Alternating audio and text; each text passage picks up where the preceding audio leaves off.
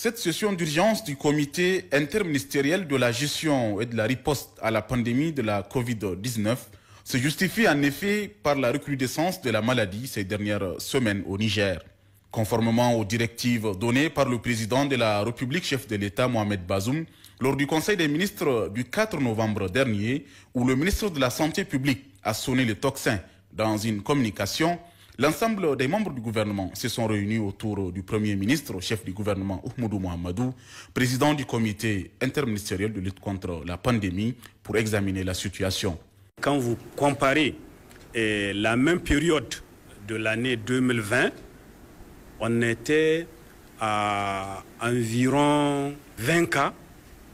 comparé à la même période de 2021 où on est à 300 et à peu près 94 cas. Ça veut dire que c'est un signal très fort, avec l'augmentation du taux d'attaque qui a doublé presque en 3 semaines. Ce qui est alarmant, ce qui est inquiétant, et c'est ce qui a amené, en tout cas, le président du comité interministériel à convoquer cette réunion extraordinaire pour faire la situation et dégager les mesures urgentes qui s'imposent. De l'analyse du comité technique, du comité consultatif, du secrétariat permanent et des différents intervenants, il ressort que ce rebondissement de la pandémie est lié en partie au relâchement dans l'application des mesures barrières, mais surtout le faible taux de vaccination malgré la disponibilité du vaccin et les campagnes de sensibilisation à cet effet. Cette recrudescence est due non seulement à un relâchement total des mesures barrières,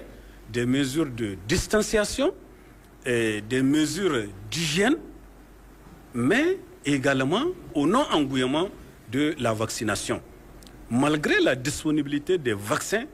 vous avez vu, pour un objectif que nous avons fixé avant fin septembre, d'atteindre au moins 10% de la population cible, qui est estimée à 11 millions, on est à aujourd'hui 7,44%. L'ensemble des recommandations faites au cours de cette réunion du comité interministériel de lutte contre la Covid sera transmis au Conseil des ministres pour décision à prendre.